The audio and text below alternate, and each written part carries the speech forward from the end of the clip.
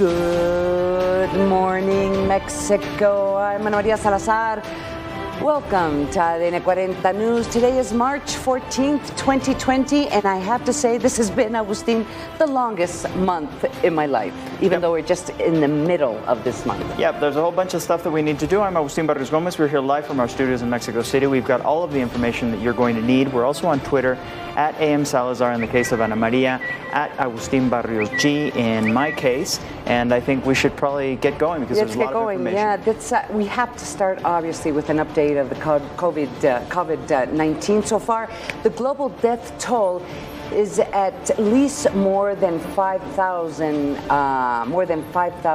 deaths. Meanwhile, more than 70,000 patients have fully recovered. Italy has now over 17,000 cases, followed by Iran with more than 11,000, in South Korea with nearly more than 8,000 people infected. And due to this global pandemic, school in France is closing down and large gatherings all over Europe have been cancelled. But in the UK, the government's response to COVID-19 has not actually been quite as dramatic. They've taken a different tack. Let's take a look. Europe has now become the epicenter of the pandemic, with more reported cases and deaths than the rest of the world combined, apart from China. More cases are now being reported every day than were reported in China at the highest of its epidemic. The World Health Organization is warning that not only is Europe now the worst hit by the coronavirus contagion, surpassing Asia, but that it would also be a, quote, deadly mistake for other countries to think it couldn't happen to them. In France, it's the last day of class for school children after President Emmanuel Macron called for the closure of all nurseries, schools and universities until further notice. Orchestras played to empty concert halls in Germany, and Czech pubs are turning off the beer taps at the start of a 30-day state of emergency. European leaders have warned that things will get worse before they get better. In Italy, where the death toll passed 1,000 in Europe's deadliest outbreak, the government has imposed a blanket closure of restaurants, bars and almost all shops, except food stores and pharmacies. Not such drastic measures over in the UK, though, where cases reached almost 800 on Friday. Many more families are going to lose loved ones before their time. Prime Minister Boris Johnson said a day earlier that the priority is to delay the peak and to push the peak down in order to prevent the NHS from being overwhelmed. Experts say they are adopting a staged approach, not bringing in more stringent measures until the infection rate increases significantly, which may not happen until a few weeks from now. It's thought the United Kingdom is about 4 weeks behind Italy and other European countries. While the government has faced some criticism for appearing complacent, for now the message, in Britain at least, remains keep calm and carry on. And to help us understand how the U.S. and other countries are tackling this coronavirus, we welcome once again Dr. Ilan Shapiro. He is the Medical Director of Medical Education and Wellness, which is he's at Altamed, which is an NGO. And you are now in Los Angeles. Doctor, welcome to the show. Here's my first question for you. The United States has taken dramatic steps to try to control the contagion. Is this going to be sufficient to be able to start controlling the number of people who are getting sick? Well, the good news right now is like having an exam in front of you that you already have the answers. We already know what happened in China and what actually happened in other places like Italy, and we're learning a lot from them. One of the things that we know is that at this moment, in order to have like the health to be safe and healthy, we need to start spreading around the new cases of coronavirus 19 that we're having in the society. One of them is actually creating, instead of going to containment, we're going to mitigation, meaning that we're trying to just slow down the amount of people that are going to getting sick at the same time. And that's why it's important all the steps that are taking in different states and places to make sure that, for example, kids are not going to school, the rules regarding big gatherings, canceling a lot of these things, because that actually can slow down the amount of people that will access the health system. And one of the things that we have in front of us is, the example of Italy, when you have a lot of people with a specific age that are at high risk, that's a recipe for a disaster. Then that's why we're taking the steps that we're taking. Dr. Shapiro, much closer to home, of course, California is a state that borders Mexico. It is actually the state that has more Mexicans anywhere outside of our own country. What's going on in Los Angeles and San Diego, which are for us the most important places? On reality, everybody is with that feeling of, it's coming. They told us that it's coming, and it's happening right now. Then that's kind of the feeling that we're having. Everybody's, being prepared. The health systems are getting better with triaging people that just have simple colds. And right now we are, the problem that we were talking last week regarding the testing, we're solving a lot of the testing efforts and having more private people actually helping out the CDC and actually the federal efforts for testing. One last question, Doctor. Of the steps taken by the United States with the experience that the United States is living through right now, what are the lessons learned? What should Mexico be paying attention to, including, of course, the whole testing debacle? It's very important to tell the truth. Sometimes we want to protect the population because we there's that paternalistic feeling that we are the government, we need to protect. On reality, the best way that you can actually have that is talking with your doctor, with your people, and telling them the truth. There's a lot of unknowns, and you tell them what are the unknowns, and you tell them what we need to do in order to protect ourselves right now, and tell them that the data will change and the information that we're gathering right now will change, and that's part of the process that we have in front of us, and that's very important for everybody to understand. But we cannot give mixed messages that everything will be fine and suddenly we're having more deaths, because that actually just confuses the population. And the other thing is it makes everybody feel that they're being lied to, and that's something that we need to avoid. Dr. Shapiro, once again, thank you so much for joining us here in ADN 40 News. Thank you so much. A pleasure as always. Thank you. And yesterday, U.S. President Donald Trump declared a national emergency over because the way this coronavirus is spreading, opening the door for more federal aid to combat the disease that has infected more than 138,000 people worldwide. To unleash the full power of the federal government in this effort today, I am officially declaring a national emergency. Two very big words. After mounting pressure, U.S. President Donald Trump on Friday declared a national emergency over the quickly spreading coronavirus, freeing up $50 billion to fight against the disease, which has infected 138,000 people worldwide and left more than 5,000 dead. Could get worse. The next 8 weeks are critical. The president's announcement also sought to show Americans that he is aggressively meeting the health crisis head on, after criticism from some experts who said the administration was slow and ineffective in its response to the outbreak. And after accusations Trump had downplayed the threat for weeks. And it gives tremendous powers for things that we need. Tremendous power, actually, and the kind of power that we need to get rid of this virus. And we're going to do it very quickly. And I hope we won't need it very long, but whatever it takes. Flanked by top health officials and CEOs, Trump announced he was partnering with the private sector to accelerate production of test kits to make them more widely available. Trump shrugged off responsibility for what experts said was a lack of testing so far. No, I don't take responsibility at all, because we were given a set of circumstances, and we were given rules, regulations, and specifications from a different time. The president also pointed fingers at congressional Democrats, saying he was not satisfied with an aid package that House Speaker Nancy Pelosi teed up for a Friday vote. The three most important parts of this bill are testing, testing, testing.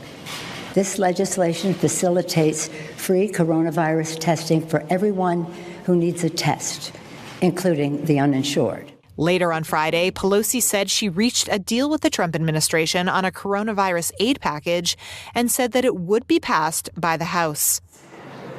And to analyze the current COVID-19 situation and the measures taken by the U.S. government, we welcome Eric Rojo. He is a retired U.S. Army colonel. Thank you for being with us, Eric. So in the Army, things are very clear, right? There's a top-down hierarchy, and the messages from the top get down, and there's the resources that are available, and you do what you have to do. Is that what is happening in the United States, or is this a more haphazard effort? Something in between. Of course, when something catches you somewhat by surprise, it takes time to organize. And in the United States, the federal government has limited powers, which is what in the rest of the world expect the president to come in and just give orders, as in the Army. No, the states are independent.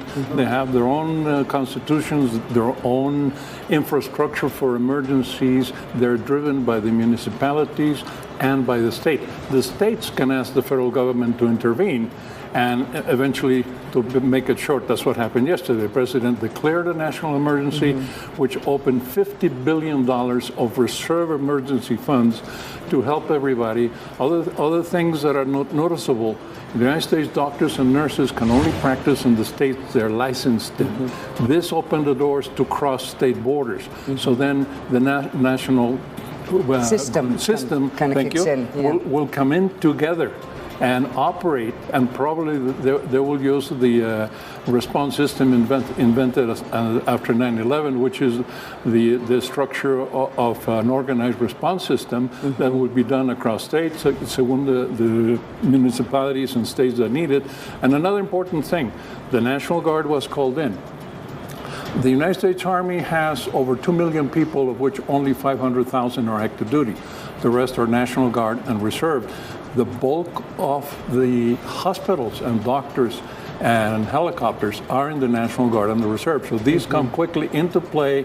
National Guard under the control of the governors, because that's the governor's resource for whatever type military resource in the state, and then the Federal Reserve can be sent anywhere. But there is a role that is played by the federal government, and that's where some of the errors have kicked in. For example, the whole testing debacle, which was a decision that was made by the CDC, in which they decided to change the testing that was being recommended by the WHO, which is now being reflected in an enormous difficulty to have, so that states can have access to sufficient testing. I mean, there are parts role for the federal government, the leadership that the president and his cabinet have to exercise in terms of trying to at least coordinate all these.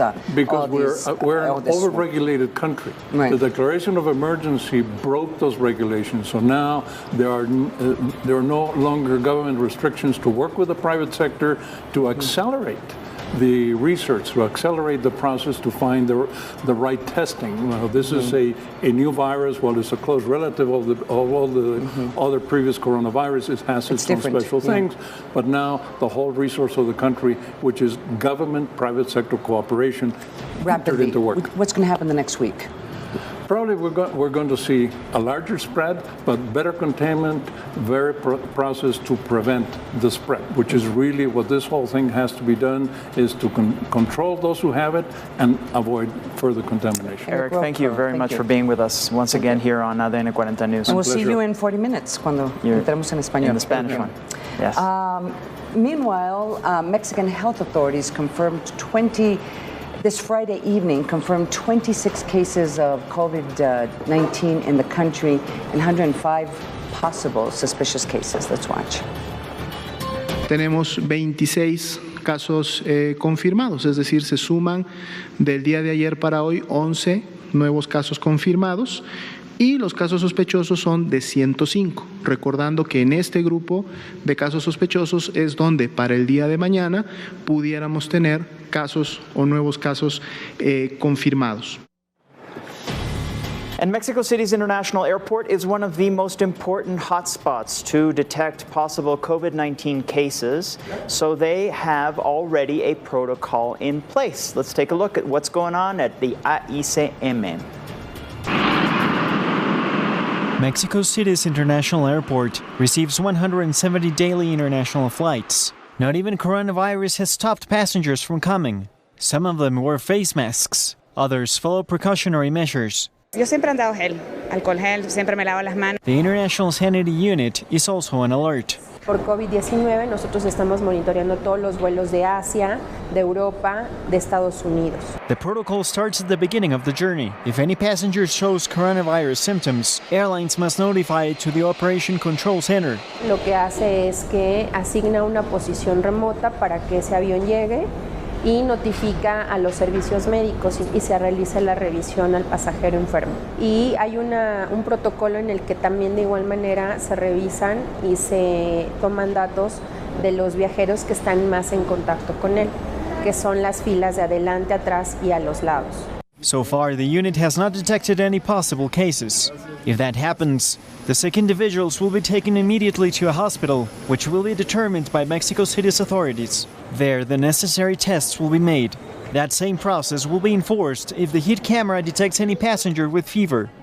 De 37.5 es lo que se detecta y posteriormente es cuando se detiene el pasajero para hacerle la entrevista. Also, every visitor gets a flyer with information about what the symptoms of the COVID-19 are. These flyers come in several languages. All of this while the unit prepares to receive larger groups of Mexicans and foreign nationals that have been in places with confirmed coronavirus cases, just like it happened with a flight that came from Italy last Thursday. Se les hace una encuesta a sus datos personales, los cuales obviamente son confidenciales y están resguardados, y también se les hace una revisión médica. That's how airport authorities look to avoid this disease from spreading in Mexico, at the airport, a place that never lowers its guard. ADN 40 News. And in the wake of a potential spread of COVID-19, some artists have canceled presentations in several Mexican cities. For example, Enrique Bunbury and Fangoria announced that they will not perform at Vive Latino Fest, which is taking place this weekend here in Mexico City. Puerto Rican singer Ricky Martin canceled a show in Guadalajara, and in that same city, an international movie festival was postponed. The Mérida 2020 Tianguis Turístico, that is the national event organized by the Mexican Tourism Secretariat, was moved from March to September, while Puebla's fair will be held in November instead of May. And joining us to analyze Mexico's reaction to this coronavirus, joining us today, once again, is Gael Malo Juvera. He's president of the Corporate Security Association. It's the association here in Mexico that basically encompasses all of those who are responsible for the security of the major companies in Mexico. Welcome to the show. Can you briefly describe to us where we are in terms of Mexico's reaction, Mexican government's reaction to the COVID-19? I was a little confused last night with the press conference by the Ministry of Health. So just kind of walk us through where we are right now. Well, it's easy. The communication between what's happened and in Mexico with the virus, and what we are working on that, talking about big companies are working in a business continuity programs, because most of them, and most of us, are really prepared. Because we have operations in Asia, we have operations in Europe.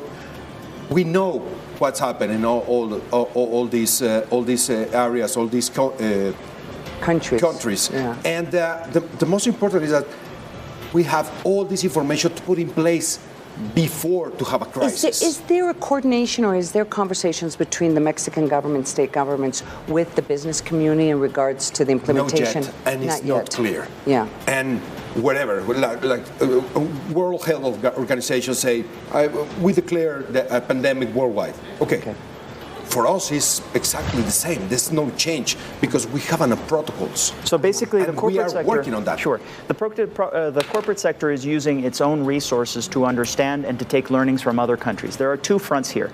One is the potential transmission within organizations, and I'd like to hear what's going on there. And the second is the making sure that the supply chains are kept up, such that there are such that we don't see interruptions in basic necessities, such that we see supermarket shelves stocked and all of these different things. Please tell us what's going on the corporate front in terms of the employees, and what's going on the logistic front in terms of keeping the store shelves full. Okay. Well, for the corporate matters, we are now testing our systems and VPNs in order to send to home office. What is a VPN? VPN is the virtual private network. Okay, so basically you're doing work from home. Yes, They're testing it. We are testing it. We are give this.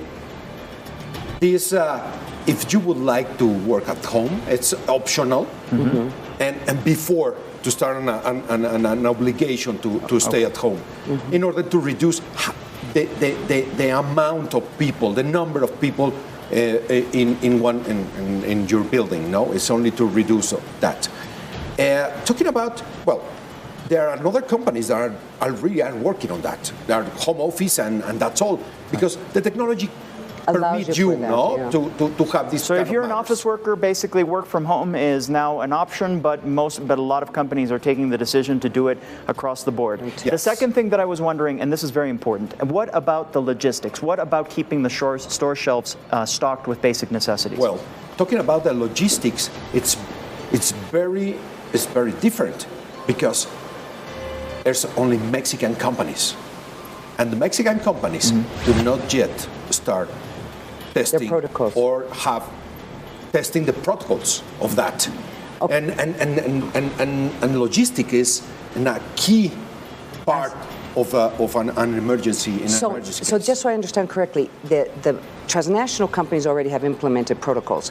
The Mexican companies have, probably are waiting for the government to just kind of give, if not orders, explain their position as to what stage we are. So they really have not started the process of implementing the protocols, and this is quite important to underline, because it's the Mexican companies that are really in charge of the logistics of moving products around the country. And there's no information for now in my organization that the Mexican logistic companies start or have or are testing any protocols.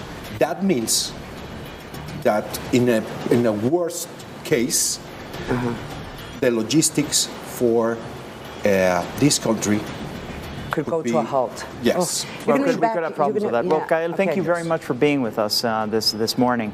And from that, of course, and speaking about companies, we go to economic news. Of course, this is having a massive economic effect. After a resounding fall in the early days of the week, the New York Stock Exchange had a resurgence of 9% after President Trump declared a state of emergency in the United States to fight COVID-19. By the end of the week, the Dow Jones had a 9.36% increase. The Standard & Poor averaged 9.29. This was all on Friday. Of course, the numbers for the entire week are different. But there was an advance of 9.29 for the Standard & Poor's, and the NASDAQ also 9.35. And this, again, was just yesterday while things were going on. Meanwhile, in Europe, the stock market also put an end to a downward spiral this Friday, downward spiral of losses, and finally showed some profit this Friday, which is incredible considering everything that's going on. The London index did gain 2.46%. Paris stock market went up 1.83%, while the German stock exchange gained 0.77%. And finally, to keep up with the good trend, the Mexican stock market, the Bolsa, also showed some good signs after the state of emergency announced in the United States by President Donald John Trump. The Mexican IPC, that is the Mexican index, got a 3.95% uplift, which represents 1,448 points. After that, the market totaled 38,035 units. However, and this was the flip side of that news, Jaime Ruiz Sacristan, he is the president of the Mexican Stock Exchange, he actually tested positive for the coronavirus. He has not shown symptoms so far, but he will remain, of course, at home in quarantine for the next 2 weeks.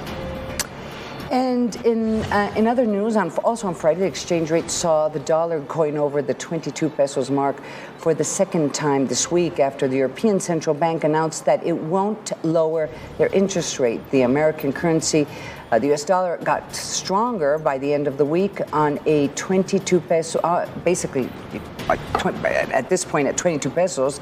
That's the current exchange rate, but it is moving up and down literally if you're watching the graphs moment by moment. Weekend. Yeah. Yep, that's the way the markets work during these sorts of crises. How serious can this potential pandemic get for the global economy? To discuss this, we welcome Juan Carlos Baker. He's former Undersecretary of Foreign Trade. Juan Carlos, thanks for being with us. So, Obviously, can we start with good news? Can we start with For a news? change? Can you just tell us what happened in Canada? That is, yes. I mean, that is very important. Why don't we start with that? Well, thanks for having me again. I think that what happened yesterday in Canada, for the benefit of the audience, the Canadian Parliament ratified the USMCA yesterday, and that was actually the last order of business before the Canadian Parliament went on extended a pause because of this coronavirus that we will get to in a minute. But, because the Prime Minister's wife tested positive for COVID-19. She also tested positive for the coronavirus. That's Sophie Trudeau. And so the last order of business, Juan Carlos, and this is very directly related to all of the efforts that were being made, Canada has finally ratified. It was the last country to ratify the USMCA, and so now it will come into effect when? Well, that depends on when the countries notify each other that the domestic procedures have been completed. That usually, without getting into the technical details, implies a diplomatic note from one country to the other two parties saying that those procedures have been completed. What the USMCA says is that it will go into force on the first day of the third month after the last note has been exchanged. Now, if those notes are exchanged, say next week, that will take us more towards, I would say probably June. I guess that for the sake of this argument, or for the sake of the planning for the companies and others, we will probably say that by June, this agreement will be into force. Depending what happens. On many of these other circumstances. Let's talk about the bad news of this week. Well, I guess that you guys were describing in very detailed circumstances in the intro of the clip. The markets took a beating, basically, this week. Yes, they were presenting better numbers yesterday, but the markets were just starting to pick up some of the losses that they had made in the past few days. So at the lowest point, it was 35% down from its peak. Right now, we must be at around 25% down from the peak. Yes, and that implies also that some of the elements that we have also discussed in this table before, some of the elements have now finally fully made themselves present, which is that we are very close to enter into a global recession. Now, what are the implications for that? On the one hand, the economy is already sort of weak. It had been like that for a few months now. The uncertainty that we were experiencing, either because of the election in the U.S. or because of the rise in protectionism, is not going to go away. I would even argue that now with this virus and the effects of the virus, we just added another 2 layers of complication to that situation already. There are, for Mexico, some estimates that this year, 2020, where we were expecting some recovery of last year's GDP decline, this year probably the GDP may contract for as much as 2%. Right, that was yesterday. That was yesterday. So very quickly, how much did the Mexican economy decline on two events that are our only reference points? One, the 2008-2009 financial crisis, and two, the 2009 H1N1 crisis. The H1N1 took about 0.8% of the GDP. That added to the financial crisis 2008-2009, and altogether the economy declined by about 4%. 4%. On those occasions. Right.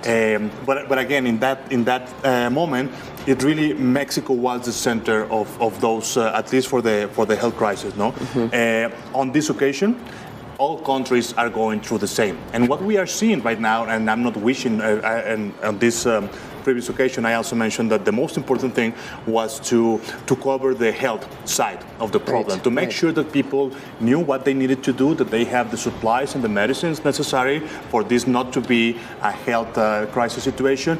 But then related to that, the crisis that we are seeing to come, it will be perhaps even more complicated because now it came from China, which is the center for many of the exports and many of the inputs that Mexico needs for its export capacity in turn. Wow. Juan Carlos Baker, thank you so much. We're going to see you in a couple minutes in our Spanish version of the show, so don't go away. And it's time for a commercial break here on ADN 40 News. Please stay with us. We'll be right back after these messages, and of course from 9 to 10 en español. No se vayan.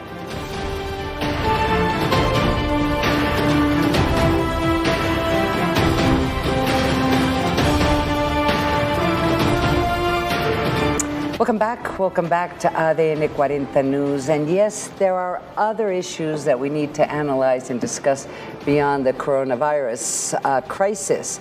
because in the U.S., their voters have been choosing which of the candidates they would like to represent the Democratic Party and to face Donald Trump in the general election in November. This is an update. Let's watch.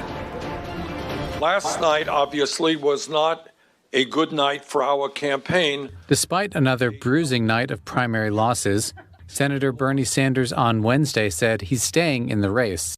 Former Vice President Joe Biden was quickly declared the winner in Tuesday's nominating contests in Michigan, Missouri, Mississippi, and Idaho, giving him perhaps unstoppable momentum toward winning the Democratic nomination to challenge President Trump in November. Sanders, who won in North Dakota and is leading in Washington state, acknowledged that while he was losing in votes, polls show his ideas were winning over voters. A strong majority of the American people support our progressive agenda. While our campaign has won the ideological debate, we are losing the debate over electability. While Sanders had boasted that he could persuade more young voters and working class voters to show up at the polls, it's actually been Biden who has seen a wave of new support from suburbanites, particularly women. In Michigan, Biden held about a 20-point advantage with all women, and he continues to dominate among African Americans. And Biden's strength among suburbanites could be good news in the general election, as suburban voters were key to Democrats taking back the House in 2018. The young voters who were supposed to fuel Sanders' revolution didn't turn out as expected. Voters under 29 made up just 14% of the Democratic primary electorate in Missouri and 16% in Michigan, lower percentages than in 2016. Still, on Wednesday, Sanders warned that any Democratic nominee can't ignore young voters. You need to win the voters who represent the future of our country, and you must speak to the issues of concern to them. You cannot simply be satisfied by winning the votes of people who are older. Biden on Tuesday sure sounded like the presumptive nominee, thanking Sanders and his supporters in an appeal to unify the party. We share a common goal, and together we'll defeat Donald Trump. We'll defeat him together.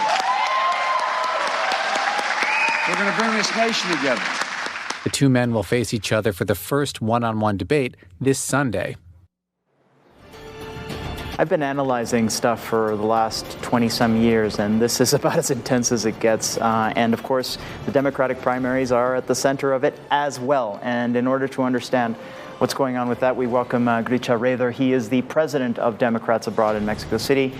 Good morning, Gritxa. Good morning. Well, thank you for coming back. So I guess the big question is Joe Biden going to be the nominee of the Democratic Party to face Donald John Trump? So the only thing from our perspective, personally, that could possibly stop Biden from becoming the candidate is the coronavirus at this point. If you look at the numbers right now, Biden has 809 based on CNN. Sanders has 666. Interesting number.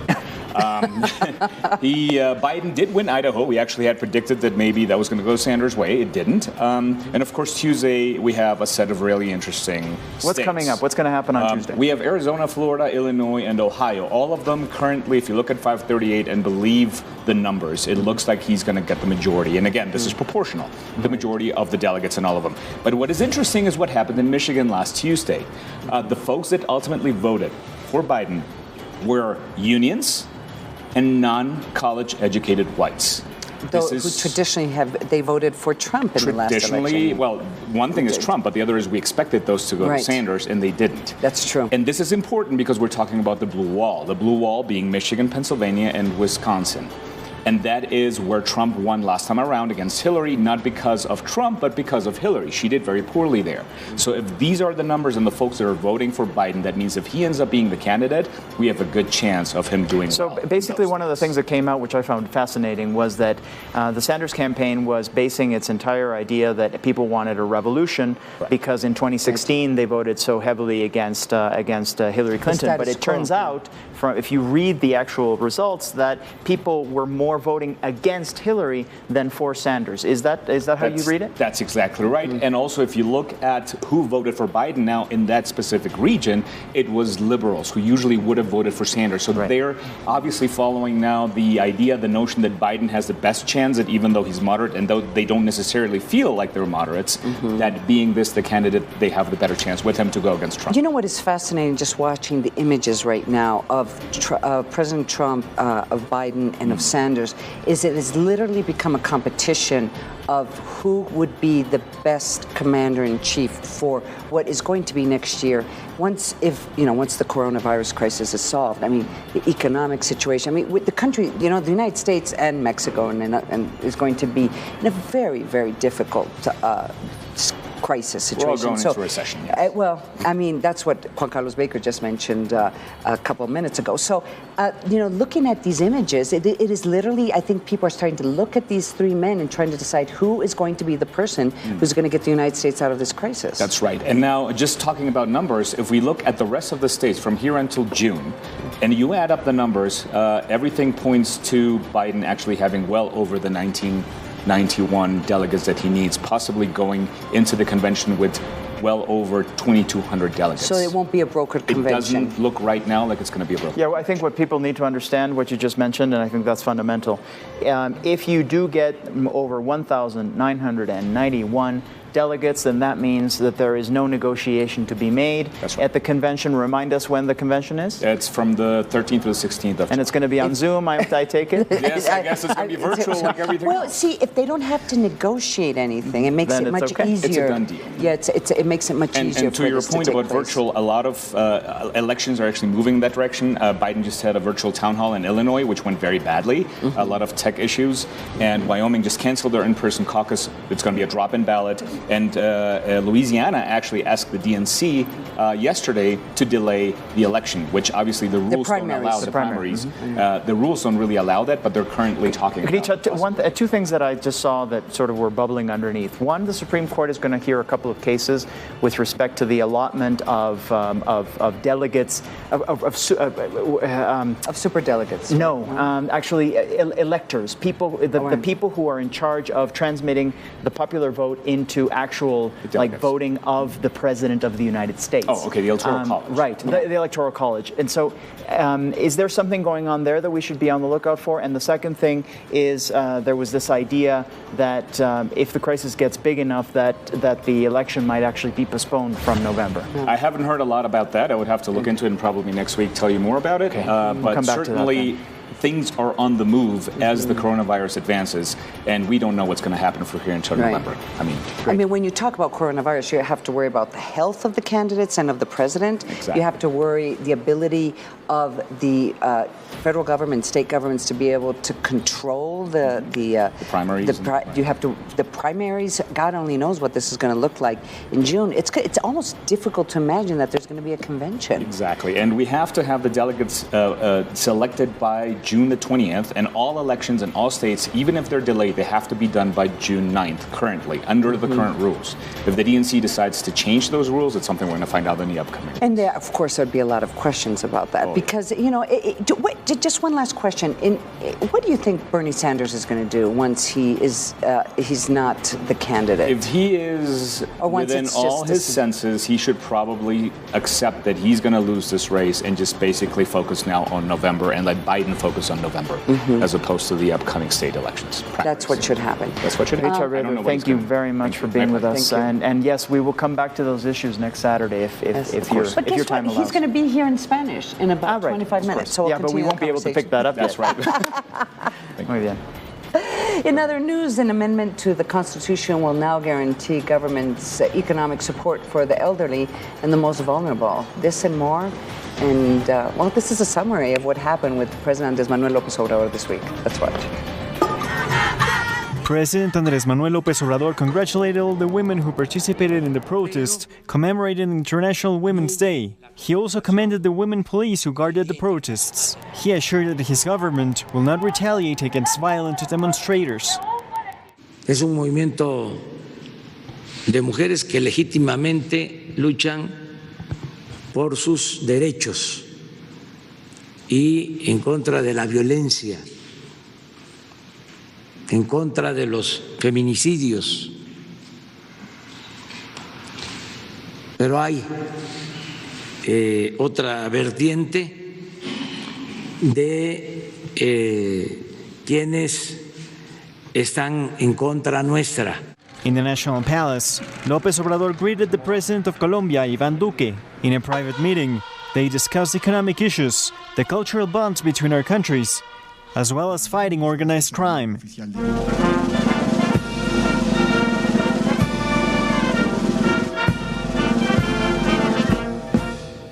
Later on the week, the president celebrated the amendment to the Constitution, which guarantees economic support to the elderly and handicapped children, scholarships for students, and the right for universal health care. Les agradezco mucho, porque esto es justicia, esto es bienestar, esto es apoyo al pueblo y sobre todo a la gente humilde, a la gente pobre, a los más vulnerables. He introduced a budget for social programs in 2020, over 447 billion pesos. Para que se tenga en consideración, porque año con año va a aumentar, ahora que ya se va a convertir en un derecho de todos. He also signed an executive order to provide a lifelong pension to the victims of the ABC childcare facility. ADN 40 News. You know, Agustín, I think this is a good, at this point we should underline the importance of watching the press conference 7 p.m. by the ministry, 7 p.m. in the evening. Okay. By the ministry Is that today? Health. It's every day. Okay. They have press conferences every day. The Ministry of Health is having press conferences every day, providing official information in regard to the coronavirus crisis. So if you want to understand what the Mexican government's position is and the official numbers, that is where you have to go, because there's a lot of information out there. It is very confusing to try to understand what is going on. At least the official position is 7 p.m. every evening. It's hosted by the Ministry of Health. Yeah, and by the Undersecretary, who's fairly well respected. We're going to go to a commercial break, but we'll be right back after these messages. Don't go away.